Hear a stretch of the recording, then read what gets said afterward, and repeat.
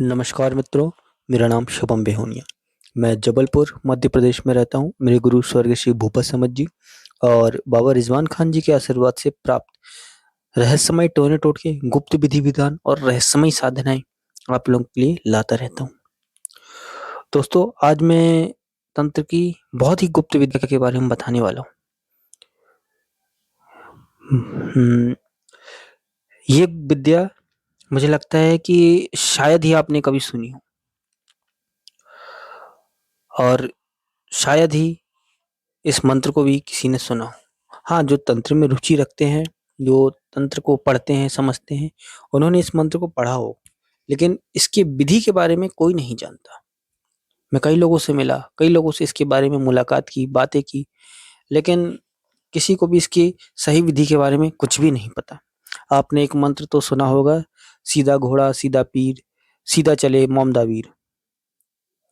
लेकिन इस मंत्र की विधि के बारे में किसी को भी कुछ भी नहीं पता। बस आज मैं आपको इसी मंत्र की विधि विधान बताने वाला हूँ। सबसे पहले समझते हैं कि मोमदा पीर है कौन। मेरे गुरु स्वर्गीय श्री भूपा समद जी मुझे बताया करते थे कि जबलपुर में एक साधक हुआ करते थे। ये बहुत ही पुरानी बात है, शायद मैं उस समय पैदा भी ना हुआ हूँ। आज से 30-40 साल पुरानी बात है कि एक साधक हुआ करते थे जो कि बीच रोड पे एक दरबार लगाया करते थे और उन्हें मोमदा पीर की सिद्धि थी और उनका इश्तिहार भी छपता था कि अगर किसी तांत्रिक को, साधक को या अमिल को अपने ऊपर घमंड है, अपनी विद्याओं पे घमंड है, तो वो मुझसे आकर मिले। खैर, उनको भी शायद अपनी विद्याओं पे घमंड हो गया होगा, तभी उन्होंने ऐसा इश्तिहार छपवाया था। तो वे अक्सर बताया करते थे मुझे कि उन्हें मोमदा पीर की सिद्धि प्राप्त थी और इसके विधि विधान के बारे में उनसे समझने में, पूछने में उनको कई साल लग गए, तब जाकर के उन्होंने इसके विधि विधान के बारे में बताया था। वो कहते थे कि मोमदा पीर सबसे पहला जादूगर था, तंत्र की दुनिया का सबसे पहला जादूगर, जो कि इंद्रजाल विद्या में बहुत ही माहिर था और और भी कई तंत्र के ऐसे रहस्यमय विधान जानता था और सब बहुत बड़े-बड़े जादू के क्रियाकलाप किया करता था।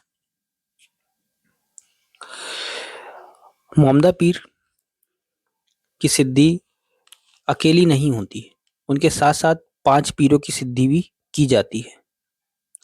मतलब कहने का मतलब ये है कि मोमदा पीर अकेले सिद्ध नहीं होते, 5 पीर और होते हैं, मतलब 4 पीर और होते हैं, मिलाकर के 5 पीर। वे 5 एक साथ सिद्ध होते हैं और इस सिद्धि का एक मंत्र नहीं, 2 मंत्र होते हैं। इस सिद्धि में 82 दिन का समय लगता है। 5 अलग-अलग कोयले रखने पड़ते हैं और कोयले किसी बर्तन, मिट्टी के बर्तन या किसी चीज़ के ऊपर नहीं, सीधा ज़मीन पर कोयले रखे जाते हैं, 5 अलग-अलग कोयले की ढेरी। उस पर लोबान की धुनी दी जाती है, जिसमें से सबसे पहले मोमदा पीर, गाजी मियाँ, मियाँ बादशाह, दादा मियाँ और बहनार सिंह के नाम से लोबान दी जाती है। सबको 11-11 बार दी जाती है। इसके बाद मंत्र का जाप किया जाता है। पहले 41वें दिन तक सीधा घोड़ा, सीधा पीर, सीधा चले मोमदा पीर, इस तरह से इस मंत्र का जाप किया जाता है और पहले ही दिन से हाथ कोहनी के पास से सड़ने लगता है। सड़ते-सड़ते वो उँगलियों तक आ जाता है। जब एक चिल्ला खत्म होता है 41 दिन का और अगले ही 42वें दिन से हमें मंत्र बदलना पड़ता है।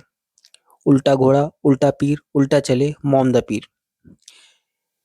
इसको पढ़ना पड़ता है। इसको पढ़ते पढ़ते जब 41 दिन बीत जाते हैं तो हाथ उल्टी तरफ से मतलब उंगलियों से ऊपर की तरफ ठीक होना शुरू हो जाता है।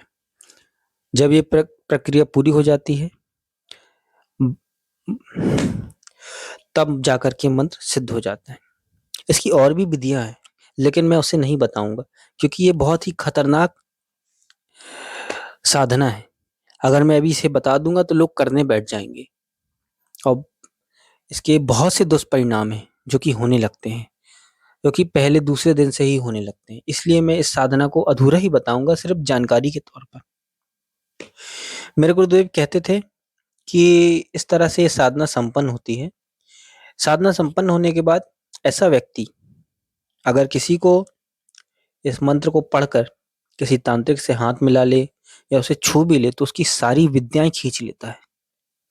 अगर किसी तांत्रिक के दिवाले पे या उसकी गद्दी पे जाकर के बैठ जाए और इस मंत्र को पढ़ करके उसकी गद्दी पे या दिवाले पे हाथ मार दे तो उसके पास जितनी भी सिद्धियां हैं सारी अपने हाथ में खींच देगा और दूसरा मंत्र पढ़ के जहां भी मारेगा वो सारी सिद्धियां वहां चली जाएंगी। और भी ऐसे कई जादू के कारनामे भी कर सकता है और जो चाहे वो कर सकता है। वो ऐसा व्यक्ति जो चाहे वो मंगा सकता है। हाथ ऐसे उठाएगा, जो बोलेगा वो आ जाएगा।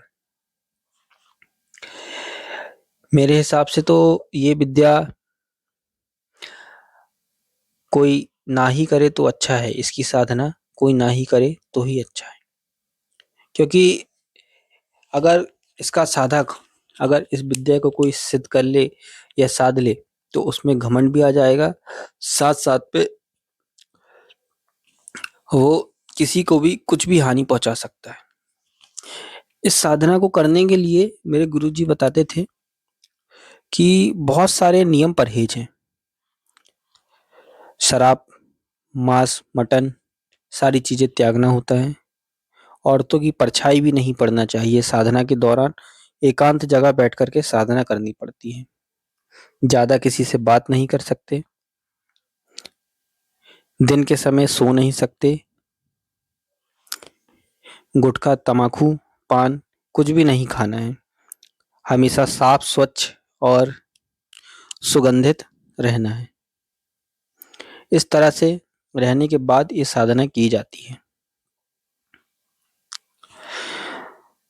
इस साधना के विधि विधान भी बहुत ही कठिन है और ये साधना समझ लीजिए आज के समय में इस साधना को करने वाला व्यक्ति तो मुश्किल ही है कि कोई होगा, क्योंकि इसमें बहुत से विधि विधान हैं और बहुत कुछ इस साधना में करते समय ध्यान रखना पड़ता है।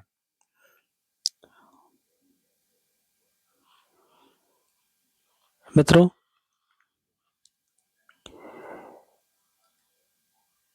अगर आप भी ऐसे ही रहस्यमय टोटके, गुप्त विधि विधान और रहस्यमय साधनाओं में विश्वास रखते हैं तो मेरे चैनल को लाइक, शेयर और सब्सक्राइब करें। मिलते हैं मेरे अगले वीडियो में, तब तक के लिए नमस्कार।